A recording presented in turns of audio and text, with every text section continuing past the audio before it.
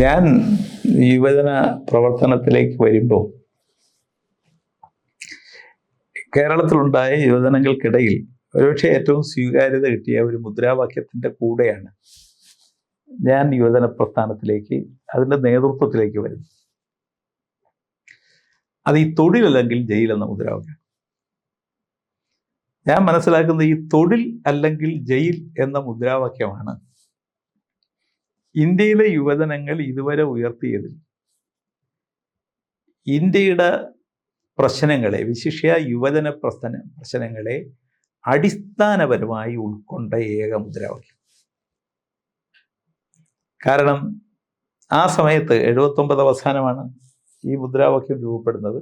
ആ മുദ്രാവാക്യത്തിൻ്റെ കൂടെയാണെന്ന് ഈ രാജ്ഭവൻ മാർച്ചിലേക്ക് ചടയമംഗലത്ത് നിന്ന് ആ മണ്ഡലം കമ്മിറ്റിയുടെ നേതൃത്വത്തിലുള്ള ജാഥ, അത് 3 ദിവസം എടുത്തൊരു ജാഥയാണ്. ആ ജാഥയുടെ ക്യാപ്റ്റൻ ഞാനായിരുന്നു. അത് അന്ന് രാജ്ഭവനിലേക്ക് വന്ന ഏറ്റവും വലിയ ജാഥയാണ്. കേരളത്തിൽ വന്ന ഏറ്റവും വലിയ ജാഥ ഈ ചടയമംഗലത്ത് നിന്ന് വന്ന ജാഥയാണ്. അപ്പോൾ ആ മുദ്രാവാക്യത്തിൻ്റെ ഇത് ഞാൻ കണ്ടത് ഒരാവശ്യം എല്ലാവർക്കും ഉന്നയിക്കാം. ഇപ്പോൾ ഉദാഹരണം പറഞ്ഞാൽ ബോണസ് വേണം എന്ന് പറയുന്നൊരു ആവശ്യമാണ്. അതൊരു മുദ്രാവാക്യമല്ല. DA കിട്ടണം എന്ന് പറയുന്ന ഒരു ആവശ്യമാണ്. ശമ്പള പരിഷ്കരണം വേണം എന്ന് പറയുന്ന ഒരു ആവശ്യമാണ്. പക്ഷെ ചെറുപ്പക്കാരെ പോലുള്ള സംഘടനകളോ അല്ലെങ്കിൽ തൊഴിലാളികളെ പോലുള്ള വർഗ സംഘടനകളോ അവർക്ക് വേണ്ടി അല്ലാതെ സമൂഹത്തിന് വേണ്ടി, രാജ്യത്തിന് വേണ്ടി, ജനങ്ങൾക്ക് വേണ്ടി ഉയർത്തുന്ന ഒരാവശ്യമാണ് ഒരു മുദ്രാവാക്യമായി മാറുന്നത്.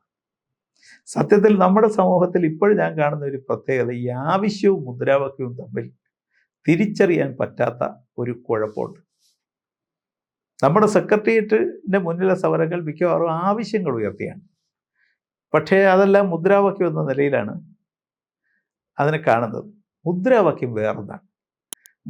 മുദ്രാവാക്യത്തിനകത്ത് പൊതുസമൂഹത്തിന് വേണ്ടിയുള്ള ഒരു തീ ഉണ്ടാവണം, ഒരു സമരമുണ്ടാവും. അതൊരാവശ്യമല്ല.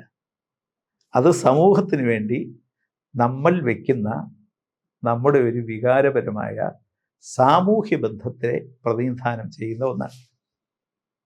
അങ്ങനെ ഒരു മുദ്രാവാക്യമാണ് ഈ തൊഴിൽ അല്ലെങ്കിൽ ജയിൽ. ആൾ ഇന്ത്യ തലത്തിൽ അതാണ് ഈ ജോബ് ഓർ ജയിൽ എന്ന മുദ്രാവാക്യം.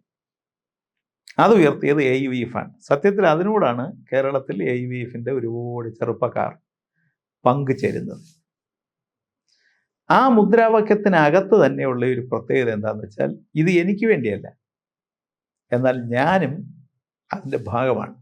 ഇത് ഇന്ത്യക്ക് തൊഴിലില്ലാതെ നിൽക്കുന്ന എല്ലാ ചെറുപ്പക്കാർക്കും, അവർക്ക് വേണ്ടി മാത്രമല്ല, തൊഴിലില്ലാത്തത് കൊണ്ട് അവരുടെ വേദന സഹിക്കുന്ന കുടുംബത്തിനും, ആ കുടുംബത്തിൻ്റെ വേദന ഏറ്റുവാങ്ങി നിൽക്കുന്ന ഈ സമൂഹത്തിനും വേണ്ടിയുള്ള ഞങ്ങളുടെ ഒരു മുദ്രാവാക്യം. മുദ്രാവാക്യത്തിനകത്തൊരു സമരമുണ്ട്. ആ മുദ്രാവാക്യം അവസാനിച്ചാലും ആ സമരമുണ്ട്. ആവശ്യത്തിനകത്തുള്ള സമരം എന്താണെന്ന് വെച്ചാൽ, ആ ആവശ്യം അംഗീകരിച്ചകത്ത് തീർന്നു.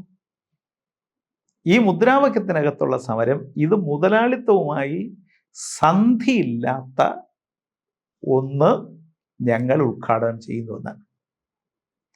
അതായത് തൊഴിലില്ലായ്മ സൃഷ്ടിക്കുന്നത് ഒരു മുതലാളിത്ത വ്യവസ്ഥയാണ്. മുതലാളിത്ത വ്യവസ്ഥയ്ക്ക് ലാഭം ഉണ്ടാവണമെങ്കിൽ തൊഴിലാളിക്ക് ഏറ്റവും കുറച്ച് കൂലി കൊടുത്ത്, ഏറ്റവും കുറച്ച് കൂലി കൊടുക്കുമ്പോൾ ചിലപ്പം 2 ആളിൻ്റെ ജോലി ഒരാളെ കൊണ്ട് ചെയ്യിപ്പിക്കേണ്ടി. അപ്പോൾ 2 ആളിൻ്റെ ജോലി ഒരാളെ കൊണ്ട് ചെയ്യിപ്പിച്ചതിന് ശേഷം 1.5 ആളിൻ്റെ ജോലി കൂലി കൊടുക്കും. അപ്പോൾ 1/2 ആളിൻ്റെ ജോലി ലാഭമാണ്. അപ്പോൾ സ്വാഭാവികമായി തൊഴിലില്ലായ്മ മുതലാളിത്തത്തിൻ്റെ ഒരു ആവശ്യമാണ്. തൊഴിലില്ലായ്മ മുതലാളിത്തത്തിൻ്റെ ഒരു ആവശ്യമായി നിൽക്കുന്ന ഒരു സമൂഹത്തിൽ തൊഴിലല്ലെങ്കിൽ ജയിൽ എന്ന് വിളിച്ചാൽ എൻ്റെ അർത്ഥം, ഞങ്ങളുടേതല്ലാത്ത കുറ്റം കൊണ്ട് ഞങ്ങൾ കുറ്റവാളിയാണ്. കുറ്റം നിങ്ങളുടേതാണ്.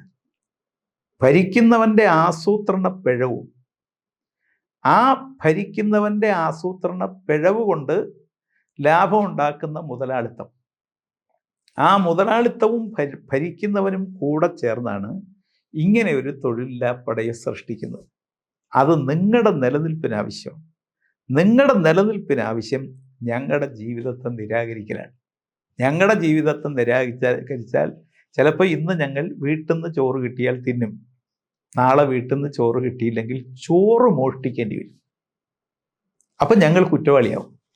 അപ്പം അതുകൊണ്ട് ഞങ്ങൾക്ക് തൊഴിൽ നിങ്ങൾ തന്നില്ലെങ്കിൽ നിങ്ങളുടെ ജയിലിൽ ഞങ്ങളെ ഇട്ട് ഞങ്ങൾക്ക് ചോറോ, ഇനി ചോറ് തരാൻ പറ്റിയില്ലെങ്കിൽ കഞ്ഞിയോ ഏതെങ്കിലും ഗോതമ്പുണ്ടയോ തന്ന് ഞങ്ങളെ കുറ്റവാളിയാക്കാതെ നോക്കേണ്ട ഉത്തരവാദിത്വം നിങ്ങൾക്കുണ്ട്. കാരണം നിങ്ങൾ കാരണമാണ് ഞങ്ങൾ തൊഴിലില്ലാതായത്. അതായത് ആ മുദ്രാവാക്യത്തിൻ്റെ ഒരൊറ്റ സെൻറ്റൻസിൽ അതിൻ്റെ ഉത്തരം പറഞ്ഞാൽ, മുതലാളിത്ത വ്യവസ്ഥയുമായി ഞങ്ങൾക്ക് സന്ധിയില്ല. അതുകൊണ്ട് നിങ്ങളുമായി സന്ധിയില്ലാതെ സമരത്തിനിറങ്ങുന്ന ഞങ്ങൾ, ഈ മുദ്രാവാക്യം നിങ്ങളുടെ മരണക്കുറിപ്പാണ്. നിങ്ങൾ അവസാനിച്ചാലേ ഈ തൊഴിലില്ലായ്മ അവസാനിക്കും. ലാഭം എന്ന് പറയുന്ന പാപം സമൂഹത്തിൽ സംഭാവന ചെയ്യാതെ മുതലാളിത്തത്തിന് നിൽക്കാൻ പറ്റില്ല. ആ പാപത്തെ ഇല്ലാതാക്കണമെങ്കിൽ ഉള്ള സമ്പത്ത്, ഉള്ള ജോലി എല്ലാവർക്കുമായി വീതിച്ചെടുക്കുകയും എല്ലാവരെയും അംഗീകരിക്കുകയും എല്ലാവർക്കും തൊഴിലുണ്ടാവുകയും മുതലാളിത്തത്തിൻ്റെ മരണപത്രം കുറിക്കുകയും വേണം. അതുകൊണ്ട് ആ മുദ്രാവാക്യം ഇന്ത്യയിലെ ചെറുപ്പക്കാർ രാജ്യത്തെ മുതലാളിത്ത വ്യവസ്ഥക്കെതിരെ പ്രഖ്യാപിച്ച ഏറ്റവും നല്ല മുദ്രാവാക്യമാണ്. ആ മുദ്രാവാക്യത്തിനകത്ത് തന്നെ ഒരു തീയുണ്ട്.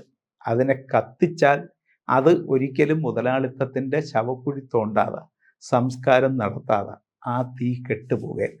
അതുകൊണ്ട് ആ മുദ്രാവാക്യമാണ് ഇന്ത്യയിലെ ചെറുപ്പക്കാരെ ഏറ്റവും കൂടുതൽ ആകർഷിച്ച മുദ്രാവാക്യം. ആ മുദ്രാവാക്യം ഉയർന്ന കാലത്താണ് ഞാൻ യൂത്ത് ഫെഡറേഷൻ്റെ പ്രവർത്തനത്തിലേക്കും നേതൃത്വത്തിലേക്കും കടന്നു വരുന്നത്.